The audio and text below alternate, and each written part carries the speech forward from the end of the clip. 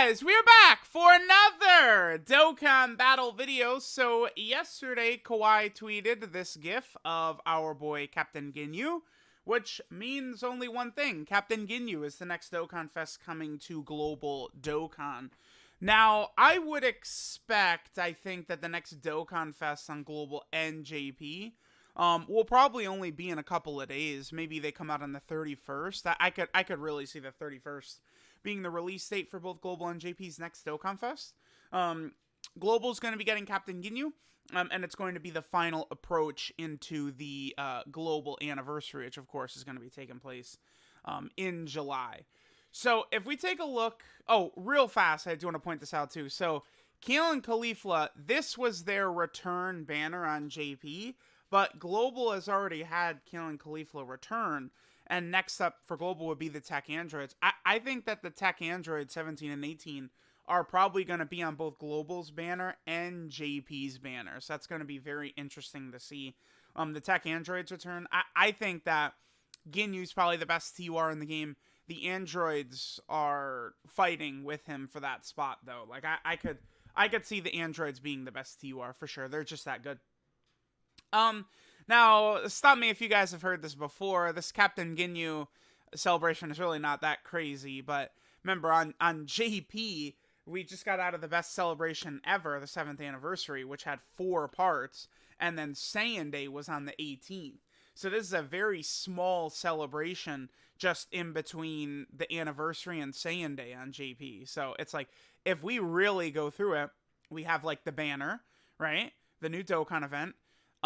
There's new EZAs for the Team Bardock squad, the 5 Team Bardock members. Then there's a new Super Battle Road stage. There's Battlefield. There's the Android 16 Super Strike Renewal. That's it. There's not a lot to this celebration because again, this is a cooldown on JP from what JP was doing. So, considering that Global has the entire month of June to go through, I actually kind of expect Global to push up LR, Goku, and Piccolo. Probably for like June like 15th or something like that. The last couple years, Global has released that summonable LR that's come out around April.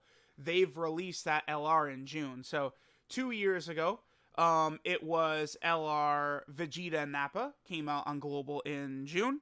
And then last year, it was LR Tapian and Minosha who came out on Global in June, right? So I expect that the unit from that same time period, which would be, whatchamacallit, the LR Goku and Piccolo, I'm expecting them to come in June for Global as well this year. Alright, so this, of course, is the Captain Ginyu banner. I would imagine the banner would be exactly the same, and it's just that the girls, Tech, Kale, and Caulifla, might be replaced with the Tech Androids. Now, as unbelievably good as Captain Ginyu is, I actually don't really recommend summoning for him, especially if you're free to play, because it's like, yes, Captain Ginyu becomes, the best TUR in the game, and his team is one of the best teams in the game. But there's several factors to this. Oh, you know who I didn't pull up? And what isn't shown in this celebration info is that the EZA physical Ginyu Force gets they get their EZA. This unit gets their EZA. This is probably the best free-to-play unit in the game. We'll look at them in a second. But the reason I don't recommend summoning is because you have to get Ginyu. You really want to pull Jason Birder, and then you have to get Raccoon and Goldo as well. So it's like you're talking about a banner where there's 3 units you really have to pull to use Captain Ginyu to his full effect. So that's the thing. You're not really going to be able to take advantage of how good Captain Ginyu is unless you're going really deep on this banner.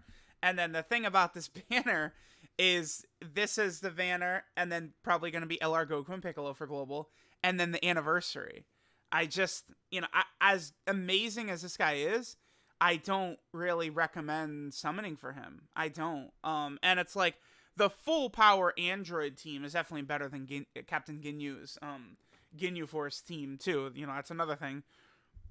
Like, if you have LR physical cell, if maybe you have 19 and 20, you've got AGL cell and stuff like that, like, your Android team will be good to go, right? And I would think just, more so aiming for the anniversary is probably going to be your best bet. Now, Ginyu, what makes him so good, right? So he just gets a lot of attack and defense at the start of turn. He gets a lot of attack on super attack. He's super effective against all types if there's another Ginyu Force category ally on the team. So what that means is even if you're just running his team, like Captain Ginyu and friend Captain Ginyu, and the rest of the team is not Ginyu Force, he's still super effective against all types. Then he also gives Ginyu Force members a nice little support buff. You could do his body change transformation, HP under 70% starting from turn 4, and this gives you a 59% HP heal, which is massive. Goku Ginyu and the heal is definitely built around Red Zone. There's no doubt about that. Then in base, Ginyu is stacking defense too, by the way, which he stacks defense very fast and it gets very high. Then once you swap bodies, he begins stacking attack at that point. And it's like at this point, he then builds up attack, defense, crit, and dodge up to a max of 50%. And he also has a high chance of getting a scouter if there's a Jace on the team, which that's another reason why you really want to make sure to try and get the Jace Inverter, right? Because it's like this unit being on the team gives Goku Ginyu access to his scouter. So it's just one of these things where these units are designed to be used together. So it's just really not smart, I think, as a global player to chase them, to summon on this banner. It's like if it was one of these big, powerful Saiyans, right, featured on the banner, you get them, awesome, great. But like not like LR Super Saiyan 4 Gogeta in the anniversary. You pull him, and you definitely have the units required. Like, almost anyone would have the units required to look good next to him or make LR Super Saiyan 4 Gogeta look good. But that's not going to happen with Captain Ginyu, right? Like, you need to pull Ginyu and both of his banner units. By the way, Ginyu is, of course, a 200% lead as well. Terrifying Conqueror and Planet Namek Saga. You do want to fill this up with or with Ginyu Force members, obviously. Not really as much because Ginyu needs them, but more so just like his link set is his huge weakness. Look at this, right? Like they couldn't have given him anything. Fear and Faith, Nightmare, could have just slapped big bad bosses on him. He's a Terrifying Conqueror leader, but he's not a good Terrifying Conqueror leader, I would say. Jace and Birder are ridiculous. They give Space Traveling Warriors 3 key 30% attack and defense. If Ginyu is in the same turn, they then give all allies an extra 30% attack and defense. So they're a 60% support type unit. They also have their high chance to dodge. This unit is just a ridiculously powerful support type unit. This is one of the best units in the game that no one talks about because everyone realizes how good this character is, right? Because it's like they have a high chance to guard, but it's guaranteed guard if Ginyu's in the same turn. Then they're greatly lowering enemy attack, and they guaranteed seal the enemy's super, and then they also have a 50% chance to stun. It's ridiculous. Like, you take them in the Super Battle Road, you put them in slot 1, they can't take damage because they're guarding, and then they build up, and then they have high defense, and then they have a damage reduction link right here. And then they super attack, and they greatly lower enemies' attack, they guaranteed seal them, and they have a 50% chance to stun them, right? This unit barely takes damage even against Red Zone Broly, and then they're like one of the top 5 best Super Battle Road units in the game as well, right? So this is so far and away the best banner unit. Nothing is even close. There's no banner unit that's even sniffing what this unit can do. This makes every banner unit basically look like shit outside of like 19 and 20. I'd probably put as the second best banner unit. This unit is just really strong. Really strong. Really, really good. Then the last unit that comes is the LR Physical Ginyu Force right here. They get their EZA. Now, I would say that this unit is very good. They're probably the best free-to-play unit in the game. That, of course, is relying upon them, having a lot of Ginyu Force units, of course. The one thing that's funny is, they have their start of turn buff. They've got this. They give, all allies 3 key 30% attack and defense. Then they also randomly change key spheres if there's another Ginyu Force ally attacking in the same turn. But it's funny because they don't really need that. Like, that's not a necessary ability for this unit, because the Ginyu Force team does not struggle for key whatsoever. This unit does not have difficulty getting to 24 key supers. Right? Like, the rainbow orb changing they have, and it's not even, like, super, again, necessary. Like, it's not really that big of a deal. This unit is pretty tough to get to, by the way, because these battlefield memories, or the battlefield memories required to get these EZA medals, are ridiculously expensive. Do they have it in here? Yeah, it's 15,000, but you have to buy that 45 times. So I can't remember off the top of my head. Let's calculator. So 15,000, and then we do times 45. So you'll need 675,000 battlefield memories in order to get this unit EZA'd. And then that's already the cost. You already have to, like, purchase, a bunch of copies of the physical Captain Ginyu, right? In order to be able to, like, you already got to purchase him a bunch in order to be able to, like, rainbow him and stuff like that, right? And then you have to get these medals right here in order to awaken him as well. So you're just talking, like, well over $1 million, to fully get him done and stuff like that. I don't know. It's a lot.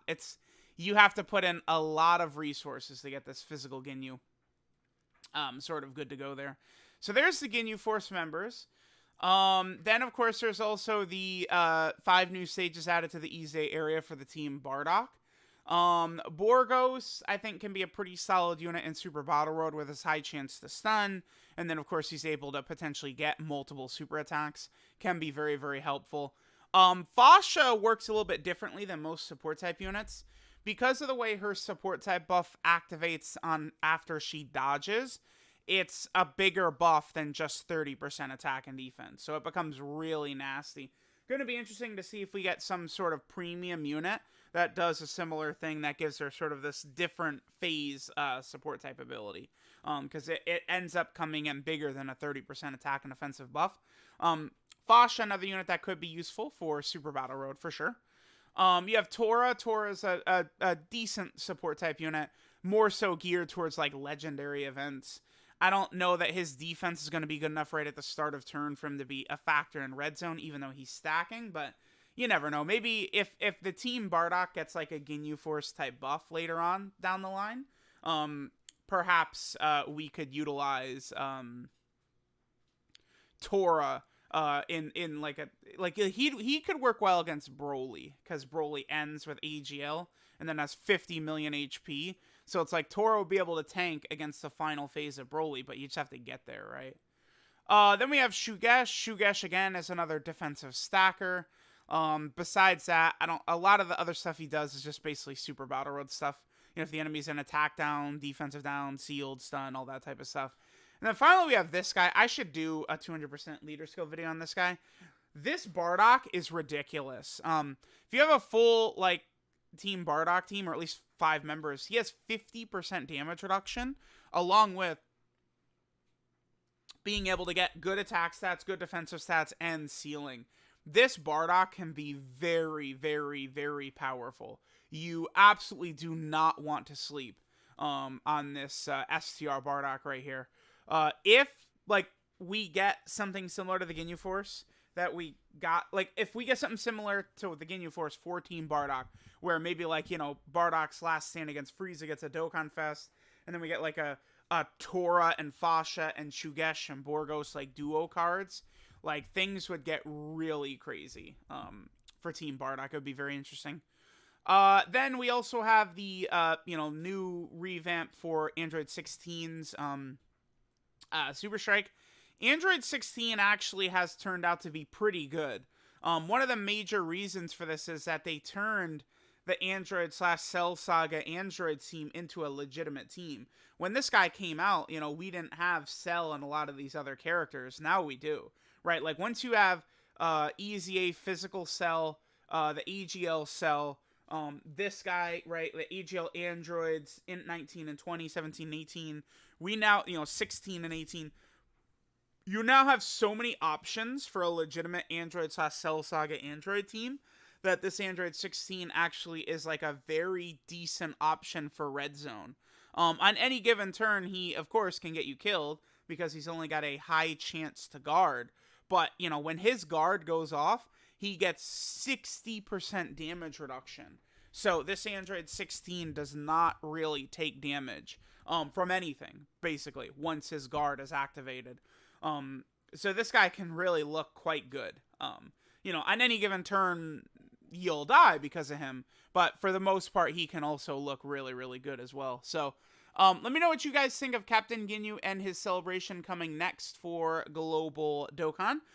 Definitely a very amazing unit, but again, I don't really recommend you guys summoning or going crazy for this unit, considering the fact that you have to pull so much from his banner, and you would want probably the physical Ginyu Force to be EZA'd as well.